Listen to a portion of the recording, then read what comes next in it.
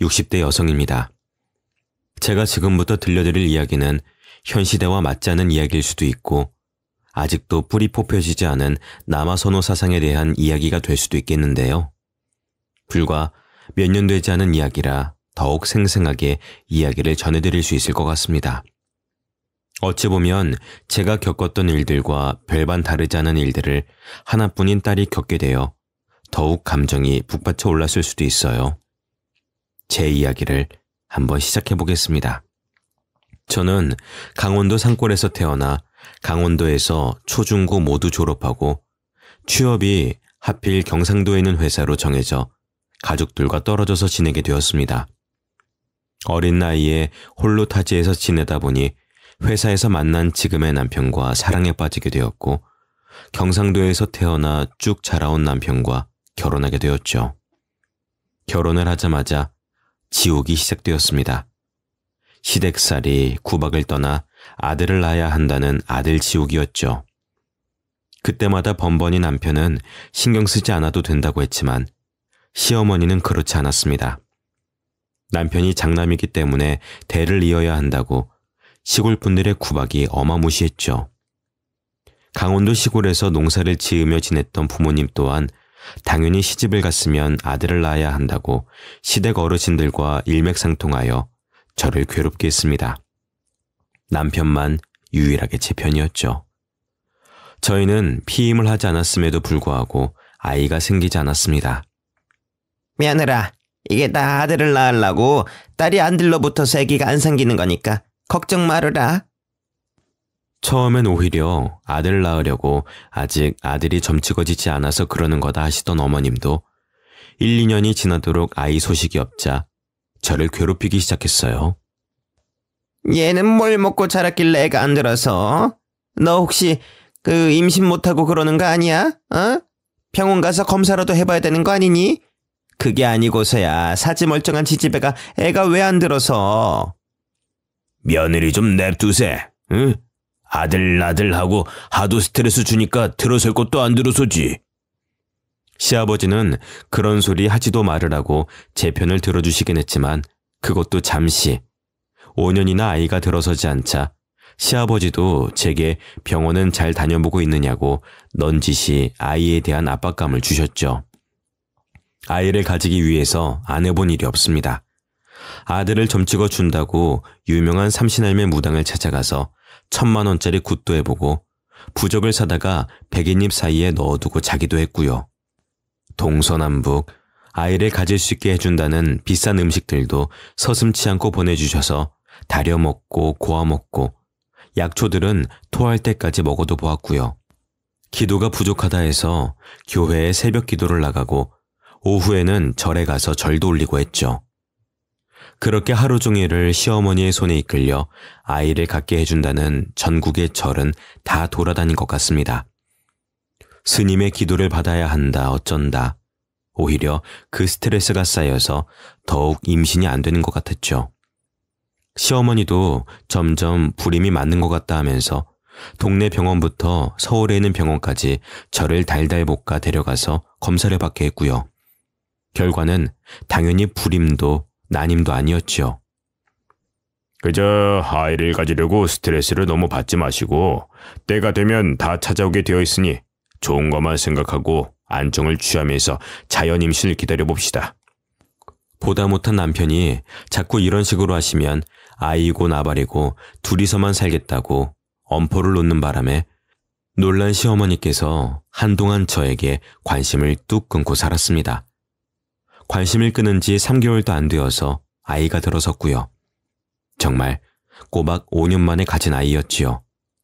집안은 당연히 경사가 일어났습니다. 아들이 틀림없다 아가야. 우리 아들이 나한테도 며느라한테 연락하지 말라고 신신당부를 했지만서도 어찌 심의가 돼서 그럴 수 있겠니? 응? 내가 좋은 거 귀한 거 다 준비해둘 테니까 아가는 아들 낳는 생각만 하고 있어. 알지? 우리 집안 대가 끊기면 안 되는 집안인 거 꼭 아들 낳아야 한다. 꼭. 남편은 시댁에서 부르면 가지 말라고 했지만 시어머니가 부르는데 어떻게 안 가나요? 이게 아들 낳는 약이라더라. 딸도 아들로 바꿔준다더라. 정말 임신해서 좋다는 거는 다 먹어봤던 것 같습니다. 배가 점차 불러오고 아이 성별이 딸이라는 걸 알았을 때 저는 뒤통수를 세게 맞은 것 같은 기분이었죠. 딸이라서 너무 좋고 행복했는데 시어머니의 아들 타령에 죄스러운 느낌까지 들었거든요. 남편은 딸이라서 너무 좋다고 공주 옷도 사고 방은 핑크색으로 화사하게 꾸미자면서 제 손을 잡고 신나서 이야기를 하는데 제 표정만 점점 굳어갔습니다. 그걸 본 남편이 걱정하지 말아라. 만약 우리 엄마가 딸이라고 구박하고 등 돌리면 앞으로 시댁에서 찾아도 가지 말라고 아쉬운 게 누구겠냐면서 연락도 다 막아주고 감쌀 테니 아이 낳는 준비만 열심히 하자고 하더군요. 든든한 남편 덕에 오히려 기운이 났습니다. 당연히 시댁에서는 난리가 났고요. 딸을 가지다니 불경하다는 소리까지 들었습니다.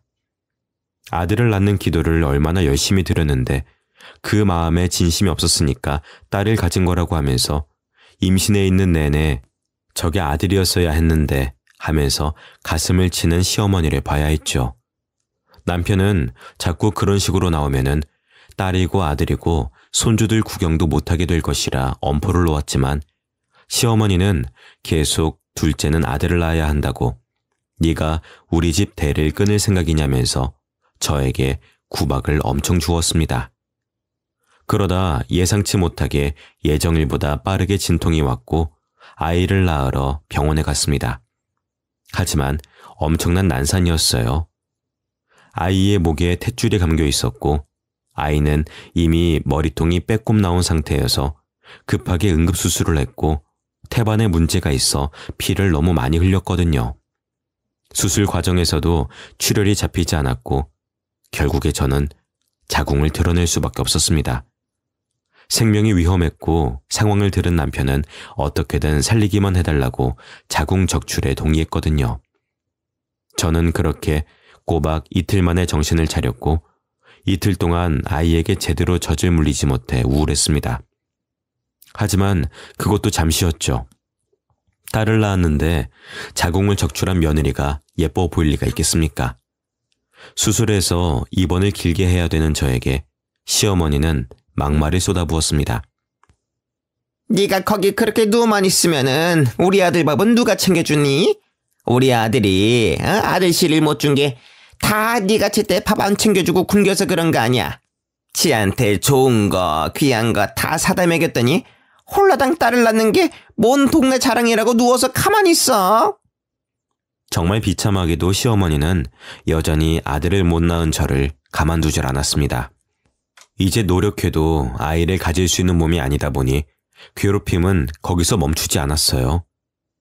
딸 하나 낳은 게 뭐가 그리 대수라고 미역국을 먹고 앉아있는지 원. 우리 때는 딸 낳으면 당장 밭에 나가서 고추 땄다. 아들을 낳아야 2, 3일 쉬고 하는 거지. 몸조리 할 게 뭐 있나? 어차피 둘째도 못 갖는 몸인데. 아들 낳을 새 며느리 드려야 되니까 그런 줄 알아. 저에게 아들을 낳아줄 새 며느리를 찾아야 한다며 저와 딸 보고 당장 집에서 나가라고 막말을 하시더군요. 남편이 제 출산 때문에 일찍 퇴근을 해서 병원으로 찾아오고 있었는데 시어머니는 그것도 모르고 아들이 출근해서 오후 늦게 오는 줄 알고 병실에 찾아와 울고 있는 제게 계속 막말을 퍼붓고 있었습니다. 그 내 아들 새장가 가야 하니까는 출생신고도 하지 말고 살아. 알겠어? 어디 아들 하나 못 낳아서 내가 너 아주 처음부터 마음에 안 들었어.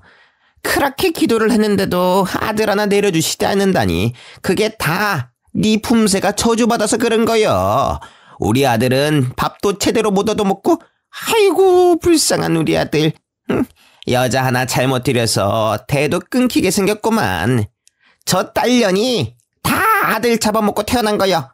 당장 죽여도 시원치 않을련. 저를 달달 볶으시던 시어머니는 남편이 퇴근하고 병실에 들어서자 드디어 하던 말을 멈췄습니다. 그런데 남편이 병실 앞에서 모든 이야기를 다 들었더라고요. 얼마나 얼굴이 붉던지 화가 많이 난 표정으로 시어머니에게 따졌습니다. 어머니는 2번 다시 찾아오지 마세요. 예? 지금 힘들게 아이 낳느라 온몸이 성한 곳이 없어 누워만 있는 며느리한테 그게 할 말입니까? 딸이면 어떻고 아들이면 어떻습니까? 둘 다 내 자식인데 성별이 뭐가 그렇게 중요해요? 앞으로 우리 눈앞에 띄지 마세요. 다시는 저 찾아오지 마시라고요. 저는 남편이 그렇게 화난 얼굴을 한 모습을 처음 봐서 너무 깜짝 놀랐어요. 이혼은 죽어도 없다고 하면서 저에게도 2번 다신 자기 부모님 연락받지 말고 번호도 차단하고 이사도 가자고 하더라고요. 정말 뱉은 말은 지키는 남편이기에 저에게 친정에서 몸조리를 하고 있으라고 강원도에 제가 가 있는 동안 집도 이사를 했더라고요. 혼자서요. 저에게 연락이 안 되고 남편도 딱 선거어버리니 시어머니가 혼자 뭘 할 수 있겠어요. 2분 다 교통사고로 돌아가셨을 때 저는 장례식에도 가지 않을 만큼 그 뒤로 연이 완전히 끊어졌었죠. 하나밖에 없는 딸 얼마나 애지중지 이뻐하면서 키웠는지 집안 살림이 넉넉해서 아이에게 최고급으로만 해줄 수 있는 형편은 아니었지만 우리 아이가 하고 싶다는 건 다 시켜줄 수 있을 정도로는 평범하게 살았습니다. 어렵게 낳은 딸인지라 얼마나 물고 빨고 남편이 예뻐하는 수준도 과했죠. 그렇게 아이가 커갈수록 남편은 딸에게 시집가지 말고 아빠랑 평생 살자 했는데 정말 애가 30이 다 되어가는데도 남자친구 하나 사귀지도 않고 혼자 묵묵히 공부만 일만 하더라고요. 저는 솔직히 우리 애가 시집을 못 가려나 싶어 겁이 나기도 했죠. 특출나게 이쁜 외모도 아니고 몸매가 콜라병도 아니긴 했지만 그래도 평범하고 무난하고 자기 일 잘하는 똑똑한 아이였어요. 남편은 요즘 시대에 비혼이다 뭐다 많기도 한데 굳이 꼭 시집을 보내야 할 이유가 있겠냐면서 평생 같이 사는 것도 좋다고 했지만 딸 가진 엄마로서 또 그게 마음 편히 먹고 냅둘 일도 아니다 싶었죠. 대학원까지 졸업해서 자기 연구 열심히 하며 똑똑 박사로 살고 있는데 결혼을 못하면 그것도 사회에서 약간 흠이라고 생각됐기 때문이었어요. 저는 딸 나이가 30이 넘자 부랴부랴 중매쟁이들을 알아보고 다녔어요. 그 중에서도 나름 동네에서 유명한 중매쟁이에게 신신당부를 하며 부탁을 했죠. 그러자 중매쟁이가 살짝 귀뜸을 해준 선자리가 있었어요. 집이 중소기업을 운영하는 건물도 여러 채 보유한 부잣집 둘째 아들이 있는데 남자 성심도 괜찮긴 한데 시어머니가 아들을 좀 싸고 들긴 하더라고요. 어차피 딸이 똑똑이도 해서 괜찮을 것 같긴 한데 한번 만나보겠냐고요. 시어머니가 아들을 싸고 돈다는 게 영 마음이 찝찝해서 됐다고 했어요. 제가 당한 게 한두 개도 아니고. 고부간의 갈등은 없어야 결혼 생활도 순탄하게 유지가 된다는 걸 일찌감치 깨달았으니까요. 중매쟁이가 며칠 뒤에 딸내미 이야기를 슬쩍 했더니 그 집에서도 관심을 보인다면서 한번 만나보는 게 어떻겠냐고 했어요. 아니, 그 집 어머니가 아들을 너무 순수하게 착하게만 키운 것 같다고 해서 어디서 똑 부러진 아가씨가 집에 들어오면 너무너무 좋을 것 같다고 하잖아. 자기는 일절 시집살이 같은 거 안 시키고 최고로 좋은 것만 해주면서 살 테니까 기회가 되면 꼭 한번 만나게 해달라고 부탁하지 뭐야. 그 집 아들이 글쎄 너무 착해서 바보 같다고 하대. 또 그런 남자 만나야 쥐어잡고 살지. 안 그래? 중매쟁이가 이 집은 놓치면 아까운 집이니까 한번 만나나 보는 게 어떻겠냐고 했고 저는 그날 저녁에 집에 가서 딸이랑 남편에게 이야기했죠.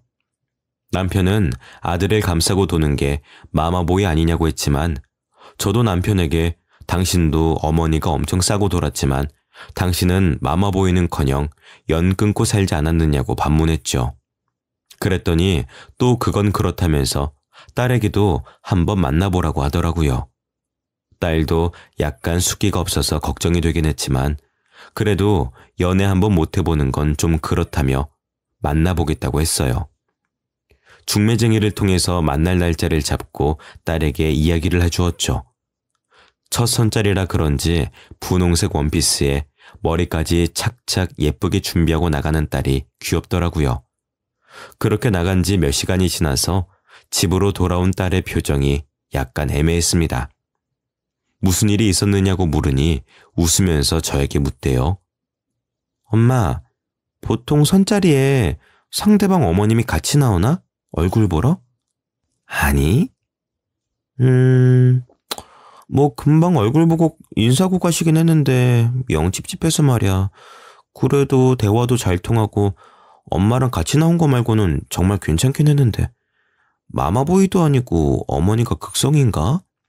와서 찬찬히 얼굴 살피고 인사하더니 가더라고. 아유, 너무 마마보이 아니야? 너 조심해야 된다. 세상에는 말이야, 아직도 엄마 치마폭에 휘둘려서 엄마가 하라는 대로만 하는 성인 남자도 많단 말이다. 그런 남자 만나면 결혼 생활 많이 힘들다더라. 우리 딸은 그런 남자 절대 만나면 안 돼. 남편이랑 저랑은 딸이 연애 한 번 안 하고 일에만 몰두하길래 솔직히 다른 생각도 여러 번 했었거든요. 남자한테 아예 관심이 없는 건 아닐까 하면서요. 다행히 이번 선자리에서 본 남자가 마음에 든 것 같더라고요. 그래도 찝찝한 마음이 남아서 딸에게 그 엄마가 같이 나온 게 마음에 걸리니까 그냥 다른 선자리 알아보자 했어요. 딸도 그 부분이 좀 걸렸는지 알겠다고 하더군요. 그런데 그 이후로 중매쟁이도 그렇고 남자 쪽에서도 계속 딸에게 연락이 왔어요. 마음에 안 들었던 부분이 있었다면 고치도록 노력하겠다면서 우리 딸이 너무 마음에 들어서 그러니 몇 번만 더 만나고 그때 다시 결정해도 늦지 않는다면서요. 딸은 고민하다가 그래도 남자가 꽤 괜찮긴 했다고 만나보겠다고 했어요. 중매쟁이도 며느리 들어오면 건물도 해준다고 하고 애지중지 이뻐해주겠다고 신신당부를 했다면서 이런 집 어디 가도 없다고 부추겼죠. 딸은 두어 번 더 그 남자를 만났어요. 남자가 첫 만남에 엄마가 따라와서 많이 부담스럽지 않았느냐며 딸에게 미안하다고 연신 사과했다고 하더라고요. 본인이 집안 때문에 여자에게 당한 적도 많고 여자친구를 많이 사귀어 본 적 없어서 엄마가 많이 걱정하셔서 따라온 거라고요. 생각해보니 그 부분이 마이너스일 것 같다는 생각이 들어서 사과한다고 했다더군요. 딸은 그 진심이 보였다고 했어요. 그 이후에는 그쪽 부모님의 간섭이 전혀 없었고 남자와 대화도 잘 통하고 또 돈도 잘 쓰고 아까워하지 않는 모습이 마음에 든다고 했었고요.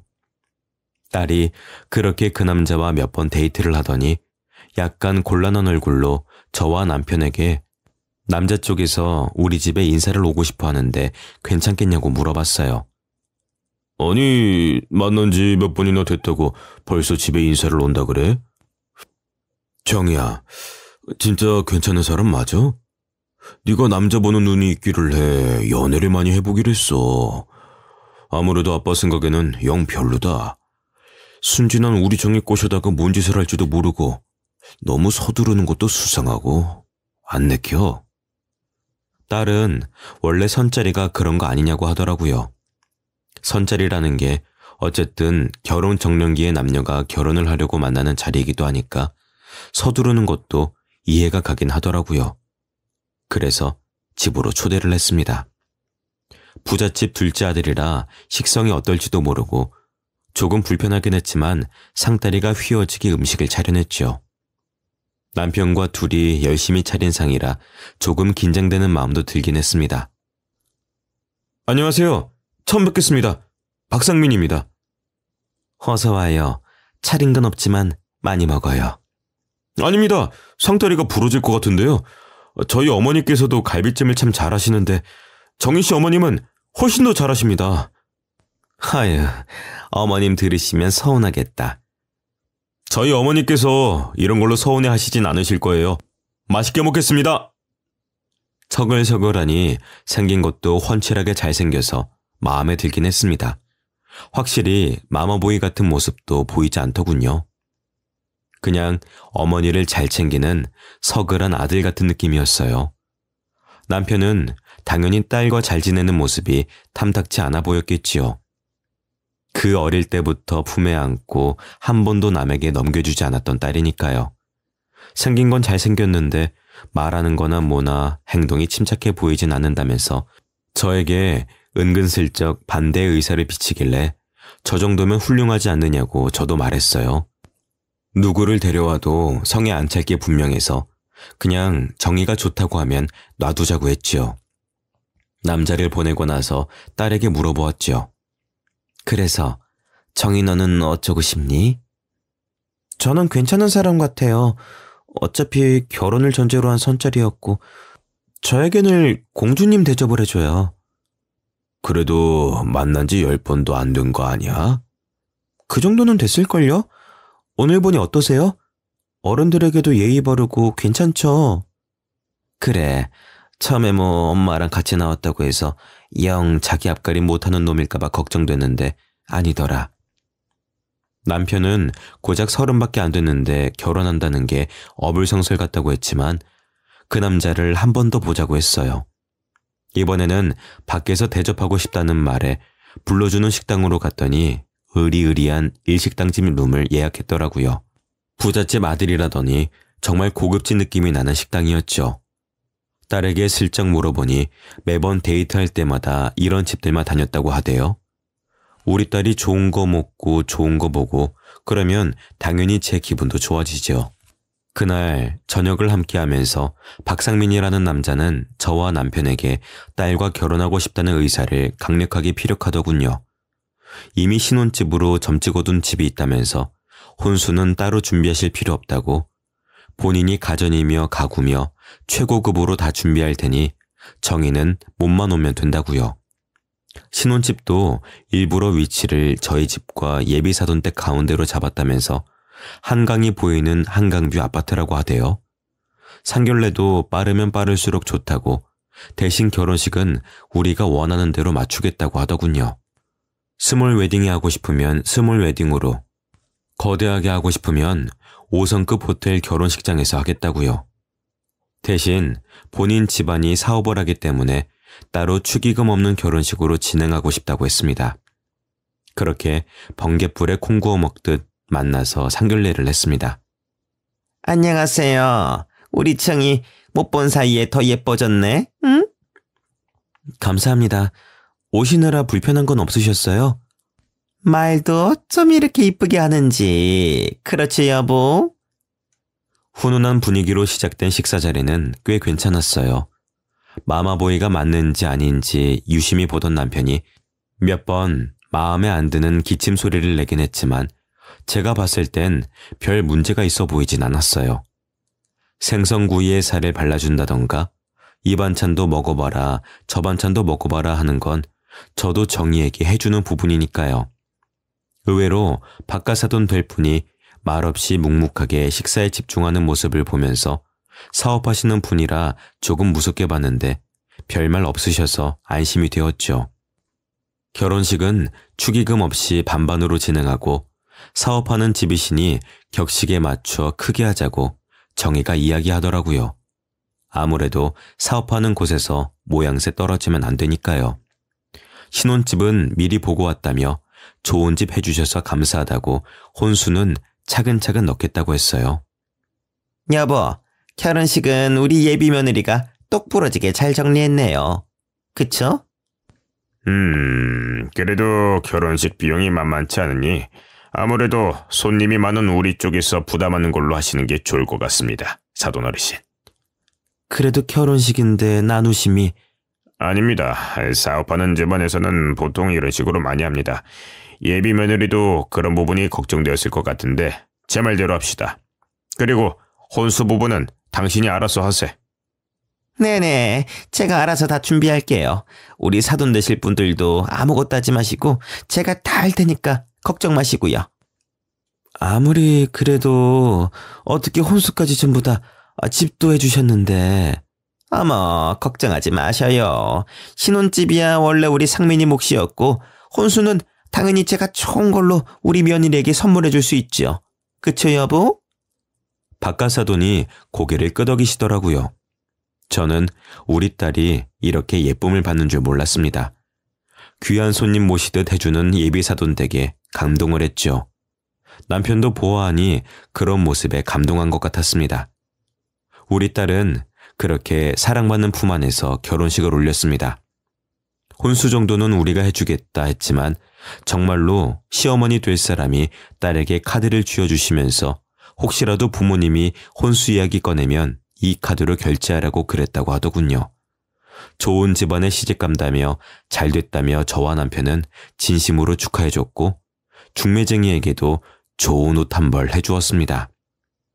결혼식 당일에도 화려하게 꾸며진 신부 대기실을 보니 마음이 놓이더군요.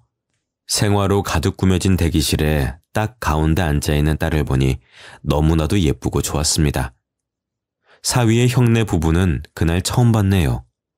차가운 인상에 사위와 닮지 않은 우직한 외모가 조금 겁나기도 했지만 결혼식에 별 관심이 없는지 인사만 나누고 식장에 들어가더군요. 그렇게 성대한 결혼식이 끝나고 신혼여행도 다녀오고 선물도 바리바리 싸들고 와서 친정에서 하루 자고 결혼 잘했다는 생각에 남편과 저도 마음 놓고 취미 생활도 가지고 여행도 다니면서 하루하루를 즐겁게 보냈습니다. 처음에는 매일같이 연락 오던 딸도 신혼의 재미를 느낀 건지 점차 연락이 줄더라고요. 그래도 좋은 게 좋은 거라 가만 냅뒀는데 몇 주 지나서 연락 온 딸 목소리에 영 힘이 없었습니다. 무슨 일 있냐고 물어보니 별일은 없는데 이곳저곳 인사도 하러 돌아다니고 어머님이랑 자주 나가다 보니 지친다고 하더라고요. 밥이나 한 끼 사 먹이자 싶어서 남편과 함께 딸을 만났는데 딸이 웬 한약을 먹고 있더라고요. 무슨 약이냐 물어보니까 아기가 잘 들어서는 한약이라고 시댁에서 일찍 아이를 가지는 게 탈도 없고 아이도 건강하다면서 하루빨리 임신하라고 한다고 하대요. 남편은 오히려 손주 생각에 살짝 들떠 보였지만 저는 워낙 당한 게 있었던 터라 딸에게 너무 무리하지 말라고 아이는 다 때가 되면 들어서는 거니까 싫은 건 싫다고 말하라고 했어요. 하지만 딸도 너무 나이 들어서 아이를 낳으면 체력적으로 힘든 건 맞는 것 같다면서 생각해서 지어주신 비싼 보약이라 빼먹지 않고 먹고 있다고 하더라고요. 그렇게 또 한 주가 흐르고 딸이랑 백화점이나 갈까 싶어 전화를 해보니 부산에 와 있다고 하더라고요. 부산? 거기까지는 무슨 일로 갔어? 박서방이랑 여행이라도 간 거야? 신혼 좋으네. 아니야, 엄마. 나 지금 시어머니랑 절에 기도하러 왔어. 아이가 들어서는 기도라나 뭐라나. 무릎 아프고 허리도 아프긴 한데 시어머니가 꼭 기도를 드려야 건강하게 아이가 들어선다고 그러셔서. 뭐라고? 아니, 아이는 알아서 때 되면 생기는 거지. 당장 안써 좀 바꿔봐. 내가 왜 우리 딸 스트레스 주냐고 한마디라도 해야지. 난 또 사위랑 알콩달콩 여행이라도 간 줄 알았더니. 딸에게 성질을 부리며 안사돈을 바꾸라고 하니 옆에 있던 안사돈이 전화를 받더라고요. 그래서 딸 너무 고생시키지 말라고 한마디 했습니다. 사돈, 아이는 자고로 기다리면 다 들어옵니다. 스트레스 받으면 될 것도 안 되는 거 모르십니까? 다 알죠. 그냥 해볼 수 있는 건 다 해보는 거죠. 1, 2년만 더 지나도 노산에 검사할 게 한두 개가 아닌데 우리 첫째 며느리 보니까 30 훌쩍 넘겨 애 낳으니 보통 힘든 게 아니더이다. 아이도 빨리 낳아야 우리 바깥 양반도 사업체도 물려주고 우리도 노후 즐기면서 살 수 있지 않겠나요, 사돈어른? 통화를 하다 보니 우리 시어머니처럼 아들 타령도 아니고 다 우리 딸 정의를 걱정해서 하는 말 같아 저도 다짜고짜 화를 낸 게 조금 죄송하더군요. 서로 오해를 잘 풀고 통화를 끝냈습니다. 딸이 스트레스 받지 않게만 잘 해달라 하니 전국의 산의 진미는 다 먹으면서 스트레스 받지 않게 노력하고 있으니 좀 더 지켜봐달라고 하대요. 알겠습니다 하고 끊었어요. 딸이 보고 싶어 간간히 데이트하자고 연락해도 딸이 늘 바빠 직장도 그만뒀으면서 뭐가 그리 바쁘냐 물어보니 시어머니가 운동도 해야 몸이 튼튼해져서 아이가 잘생긴다고 했다며 요가, 필라테스 이런 데를 VIP권으로 끊어줬다고 합디다. 그래서 1:1 개인 레슨도 받고 한다고요. 꼬박꼬박 한약 먹는 것도 체크하신다고 딸이 조금 힘들어하길래 천천히 아이를 낳고 싶으면 시댁에 잘 말해보라 했어요. 그러니 거절하기 어렵게 좋은 것만 해준다고 힘없이 말하더라고요. 제가 결국은 다시 안사돈에게 전화를 걸어 잘 설명했습니다. 그랬더니 또 똑같은 소리를 하더군요. 본인들은 늙어서 후계자가 필요하고 일찌감치 준비를 해야 기업도 줄줄이 잃기 아니냐고요. 저는 결혼식장에서 봤던 첫째 아들이 생각나서 사위에게 형이 있지 않느냐고 형님네가 물려받는 게 아니냐고 물어보니 갑자기 안사돈 목소리가 커지면서 저에게 버럭 화를 내더라고요. 아니 무슨 소리를 하시는 거예요? 우리 상민이가 당연히 물려받을 기업인데 첫째가 뭐가 잘나서 기업을 물려받는다는 그런 소리를 해서 부정타게 해요? 우리 상민이가 물려받을 거예요. 그런 소리 하지도 입에 올리지도 마세요. 아시겠어요? 저는 그 말에 조금 찝찝했어요. 첫째가 있는데 굳이 둘째에게 물려줘야 하는 건 뭐며 내가 첫째 이야기를 했다고 사돈이 부정탄다는 말은 또 뭘까 싶었어요. 결국 그 노력을 한 지 1년 만에 딸에게 새 생명이 찾아왔습니다. 딸이 임신했다는 소리에 한달음 달려가 뭐 먹고 싶은 건 없느냐, 몸이 불편하진 않느냐 했더니 괜찮다고 행복에 젖어 있더군요. 아무래도 몸보신은 제대로 시켜줘야 할 것 같아서 입덧은 없느냐, 뭐 좀 해다가 갖다 줄까 하니 됐다고 하길래 서운했습니다. 임신한 딸이 보고 싶어서 집으로 찾아가겠다고 하니 오지 말라고 하더군요. 알고 보니 시어머니께서 임신 소식을 알린 이후 집에 아예 짐 싸들고 눌러앉았다고 했어요. 저는 덜컥 겁이 났죠. 고부간의 갈등이 아무리 없었더라도 같이 사는 건 말이 다르니까요. 내가 가서 쫓아내줄까 하고 물어보니 스트레스도 안 주고 먹고 싶은 거 사고 싶은 거 다 사주시는데 엄마 오면 괜히 좀 서로 불편한 상황이 될 것 같다고 밖에서 보자고 하더라고요. 너무너무 섭섭했지만 이미 시집간 딸인데 어쩌냐며 남편도 우리끼리 재미나게 지내자고 했어요. 그렇게 10달이 꼬박 지나고 예정일보다 조금 이르게 진통이 왔다는 소식에 병원으로 달려가니 저와 비슷하게 아이가 아무리 힘을 줘도 안 나온다고 하대요. 하루가 지나도 나온다는 소식은 없고 딸아이 얼굴은 점차 지쳐가는 게 보이고 저는 수술이라도 시키자고 했어요. 제가 힘들게 딸을 낳아서 그런지 못 보겠더라고요. 근데 사위가 절대 안 된다고 하더군요. 수술해서 낳는 것보다 자연분만이 훨씬 아이에게 좋다고요. 저는 그거 다 옛날 말이다.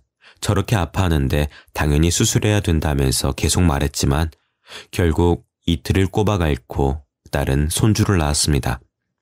뽀얗고 어여쁜 딸이었어요. 박서방, 어여쁜 딸일세.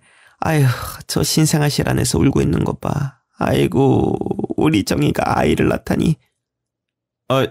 죄송하지만 저는 출근해야 해서 가보겠습니다. 딸아이가 세상 밖으로 나와 울고 있는데 출근해야 된다고 사라지는 사위를 보면서 얼마나 황당했는지요. 옆에 지키고 있던 안사돈도 어느새 보니까 사라지고 없더군요. 거기서 일찌감치 알아보고 이혼을 시켰어야 했는데 아직도 그게 후회로 남습니다. 세상에 이렇게나 어이가 없을 수 없었지만 일단 딸아이가 오랜 시간 진통을 겪었고 뼈 마디마디가 아프다는 말에 제가 옆에서 몸조리를 3일간 도와주었죠. 병원에서 퇴원하는 날도 바쁘다는 사위의 말에 저와 남편이 직접 예약해 두었다는 조리원으로 딸을 데려다 주었습니다. 그래도 사돈 어른이 예약해준 조리원이라 그런지 궁전처럼 으리으리하대요. 앞에 내려주고 들어가는 딸의 뒷모습을 보면서 저희도 집으로 돌아왔죠. 아무리 조리원 음식이 잘 나온다 해도 엄마 손맛만큼 좋으려나 싶어서 가서 미역국만 전해주고 올 생각에 바리바리 한솥을 끓여 조리원 앞으로 갔죠. 앞에 안내해 주시는 분께 이정희 산모라는 분께 좀 전해주세요 하고 미역국을 전하는데 갸우뚱하더라고요. 이정이라는 산모님은 안 계시는데 그때 조리원 오신 지 이틀 만에 퇴소하셨어요. 무슨 착오가 있는 거 아니에요? 여기 3주 예약했다고 했는데. 네, 맞아요. 처음에 3주 예약하셨는데 다음날 바로 어머님이 찾아와서 당장 퇴소하겠다고 난리를 치셔서 혹시 관계가 어떻게 되시는지요? 제가 친정어머니예요. 그때 그분이 시어머니신가? 아무튼 직접 예약해 주셨던 분이 와서 이걸 말해도 될지 모르겠는데 아들도 못 낳은 게 무슨 호사를 누리냐면서 당장 환불해달라고 난동 부리셨거든요. 저희 조리원이 환불도 안 되고 그냥 몸조리 편하게 하고 가시라고 했는데 절대 안 된다고, 딸 낳아놓고 쉬는 건 말이 안 된다고. 아무튼 저희 원장님도 저런 사람 처음 본다면서 소동 없이 그냥 환불해주라고 하셔서 보내드렸거든요. 저는 거기서 완전 뒤통수를 맞은 것 마냥 얼얼하게 굳었습니다. 그간 딸에게 좋은 거다 하고 먹인 모든 게 전부 아들 낳는 약재였나 싶었어요.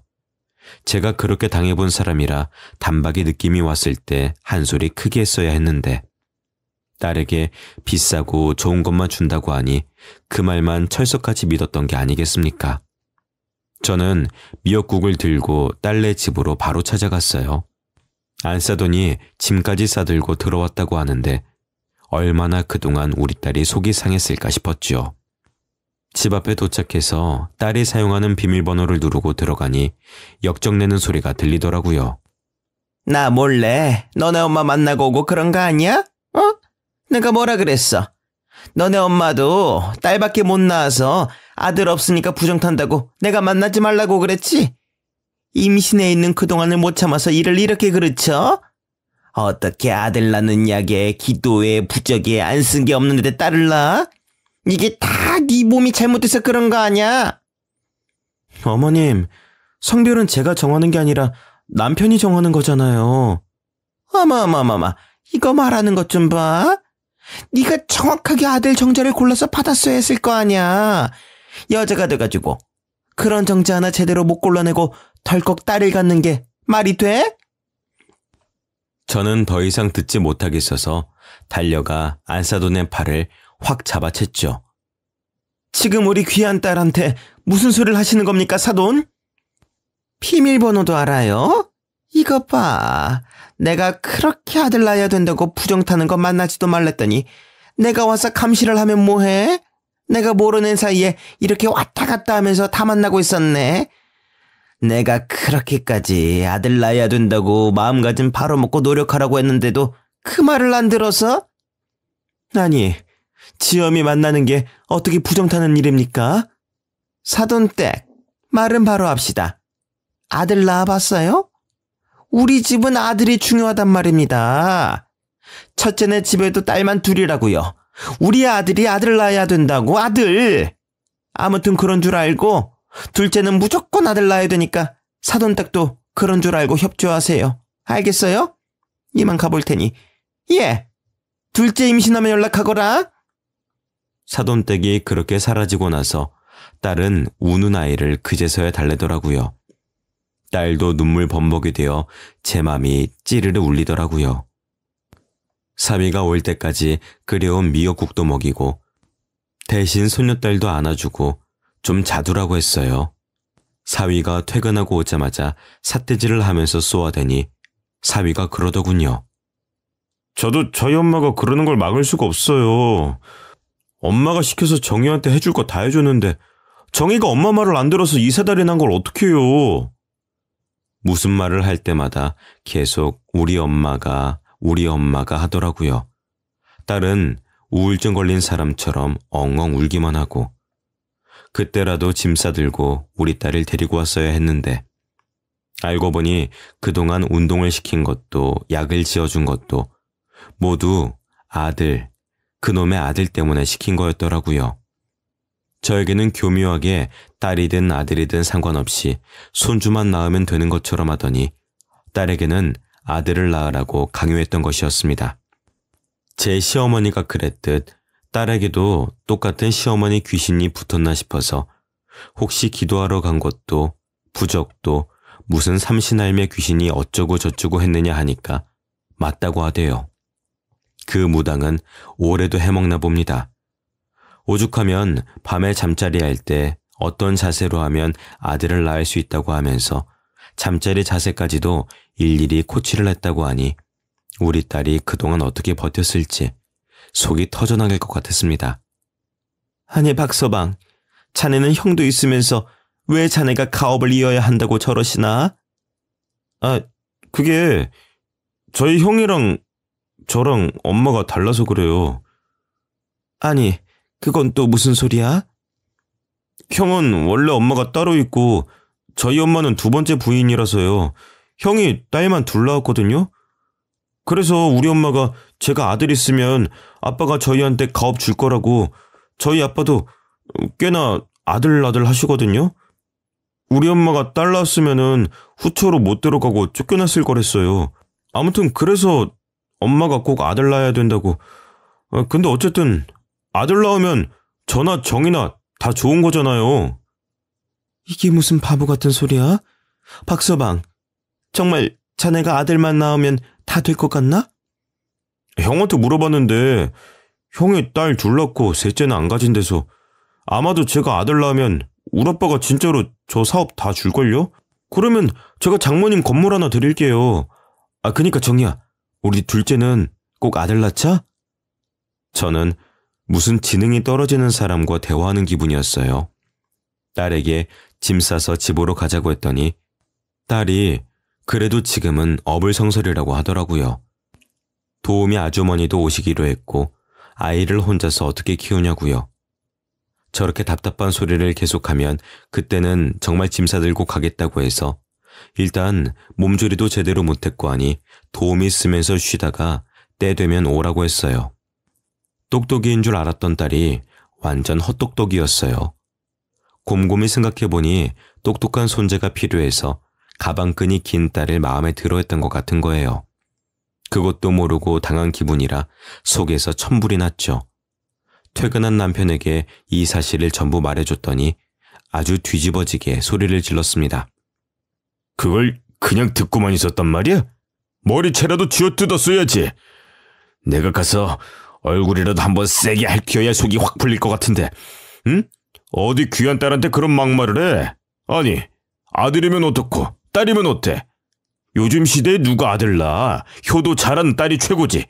우리 정이 보고도 그런 소리가 나온대? 그리고 정이 요놈은 부모가 떡하니 지편 들어주고 있는데 안 오긴 왜 안 와? 응? 아휴, 그것도 스스로 지가 지발로 걸어 나와야 명분이 있지. 헛똑똑이야, 헛똑똑이. 남편은 속이 터지는지 가슴을 연신 턱턱 치더라고요. 옆에서 보는 저도 천불이 터지는데 딸이 하자는 건 안 해본 게 없는 남편이 또 얼마나 마음이 아프고 답답하겠습니까? 그래도 저희는 딸이 스스로 돌아오길 조용히 기다려줬어요. 그러던 어느 날 모유 수유를 잘하고 있는 줄 알았는데 딸이 덜컥 둘째를 임신했다고 하더라고요. 저는 눈앞이 깜깜해졌어요. 모유 수유를 하는 동안 생리를 안 해서 피임 없이 관계를 가졌는데 덜컥 임신했다고요. 딸도 바보 같았어요. 그래도 뭐 어쩌겠어요. 다행히 둘째를 임신하자 사위가 다시 극진히 딸을 모시고 다니더라고요. 이번에도 딸이면 어떡하지 하고 고민하는 딸에게 딸 낳아서 구박받을 것 같으면 이혼하고 집으로 돌아와라 하고 든든하게 말해주었지요. 시댁에서는 벌써 아들이라면서 잔치가 열렸다고 했어요.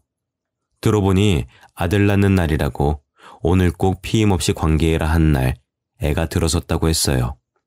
저는 정말 딸의 머리통을 콱 쥐어받고 싶었지만 참았습니다. 아니나 다를까 안 싸더니 다시 짐 싸들고 신혼집으로 찾아왔다고 했어요. 이번에는 대놓고 저보고 절대로 집에 찾아오지 말고 임신한 며느리도 만나지 말라고 하대요. 아들 낳아야 된다고 부정탄다고요. 저는 딸에게도 혹시 모르니 너네 시엄마가 막말을 하거든 녹음 다 떠두라고 했어요. 저도 안싸돈에게 전화해서 스트레스 주지 말라고 일러두었지요. 그랬더니 글쎄 제가 이번에 합방하라고 한 날에 애가 떡하니 들어섰으니 무조건 아들일 겁니다. 제가 어제 아들 낳는 약순물도 받아다 줬거든요. 폰처의 자식이 아들 복이 없어서 딸만 줄줄이 낳았는데 우리 아들은 나 닮아서 이번에 꼭 아들 낳을 거예요. 그러니까 사돈댁도 이번만큼은 딸 보러 몰래 오지 말고 자중해 주세요. 알았죠? 저는 다 녹음을 해두었습니다. 다음 날 딸이 약순물 먹고 배탈이 났다고 할 때도 속이 끓었지만 꾹 참았어요. 증거를 더 모으고 이혼 소송이라도 해서 갈라서게 하고 싶었거든요. 그러다가 16주가 지나고 성별 확인을 하러 병원에 갔는데 둘째도 딸이라고 하더군요. 저는 덜컥 겁이 났어요. 하루 종일 핸드폰을 쥐고 살았죠. 혹시라도 딸에게 언제 연락이 올지 몰라서요. 그러다가 결국 사달이 났습니다. 응급실이라고 딸의 전화로 연락이 온 거예요. 저와 남편은 한달음에 응급실로 달려갔습니다. 그리고 병실에 누워있는 딸에게 자초지종을 물었지요. 딸이 이야기를 하더군요. 지난주에 확인하고 이번에 또 성별 확인을 했더니 딸이라고 했더군요. 그러자 사위가 딸에게 바로 그랬대요. 우리 엄마가 아들 아니면 지우랬어. 둘째는 지우고 다시 갖자, 아들로. 기다려봐. 엄마한테 물어봐야 돼. 통화해볼게. 아무래도 또 딸인 거 말하면 엄마한테 혼낼 것 같은데.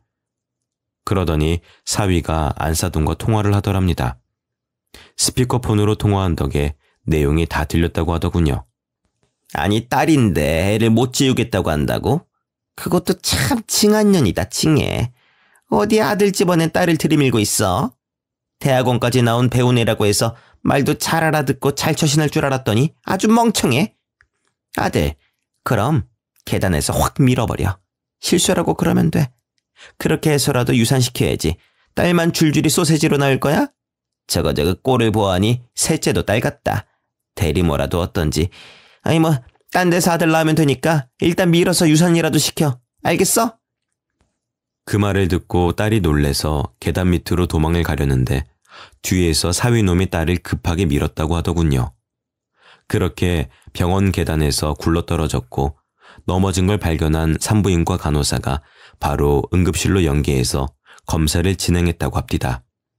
저는 옆에서 딸의 말을 듣고 지 잘못이 뭔지도 모르는 사위의 뺨을 세게 갈겼습니다. 제 뺨을 한 대 맞고 나니 사위놈이 저에게 왜 그러냐고 오히려 화를 내더군요. 그 사이 남편은 발빠르게 병원 CCTV를 확보했고 뒤이어 찾아온 안사돈에게 애를 계단에서 밀으라 시켰냐면서 당장 이혼시킬 테니 그런 줄 아시라 하고 딸아이를 데리고 집으로 왔습니다. CCTV와 녹음 파일들 모았던 걸 정리해서 이혼 변호사를 찾아가서 상담을 받고 나오는데 바깥 사돈에게 연락이 와 있더군요. 식사를 하자고 갑자기 요청하길래 일단 남편과 둘이 나가보니 바깥 사돈과 큰형이 와 있더라고요. 바깥 사돈에게 그간 있었던 일을 다 아시냐고 따지며 당장 둘을 이혼을 시키겠다고 말했습니다. 그랬더니 갑자기 고개를 숙이고 진심으로 사죄를 하더군요. 일단 사돈댁이 원하는 대로 다 들어드리겠습니다. 언론에만 뿌리지 않겠다고 서류에 사인을 해주시면은 이혼도 당연히 원하시는 대로 진행해드리고 며느리 명의로 노른자 땅 건물도 하나 해드리죠. 그래도 제 손녀딸들인데 그 정도는 해줘야 피를 나눈 할아버지로서 마음이 편할 것 같습니다. 물론 제 아들이 지은 죄가 있으니 사죄의 의미도 있지요. 생각보다 일이 잘 풀려가는 느낌이라 알겠다고 당장 협의이혼 해달라고 했지요. 양육권과 친권 또한 당연히 딸에게 달라고 했습니다. 뭐든지 원하는 대로 해주겠다고 말하더군요. 그렇게 일사천리로 모든 일이 착착 진행되고 이혼이 마무리되는 날 그 형이라는 작자가 우리에게 덕분에 일이 잘 풀렸다면서 후처에 자식의 욕심이 컸다고 저희에게 1억을 현금으로 주겠다는 겁니다. 저희는 찝찝하고 싫다고 거절했으나 몸조리도 제대로 시켜주고 조카나 다름없는 선물이라고 생각하고 받아달라고 하더라고요. 안 받으면 동생놈을 한국으로 부르겠다고 해서 뭔 말인가 했더니 그날 식사 자리 이후 바로 이혼이 시작되자마자 안사돈과 함께 해외로 유배 보냈다고 하더라고요. 그래서 그냥 1억을 받기로 했습니다. 1억을 가지고 지금은 둘째 막달이라 태교 열심히 하면서 아이 낳는 데만 신경 쓸 수 있도록 저와 남편이 극진히 딸아이를 살피고 있고요. 첫째는 좋은 도우미 분과 함께 육아하면서 잘 키우고 있습니다. 다행히도 지금 딸은 우울증도 많이 좋아졌고요. 둘째를 기다리며 하루하루를 행복한 생각만 하면서 보내고 있습니다. 지금까지 저의 이야기를 들어주셔서 감사합니다.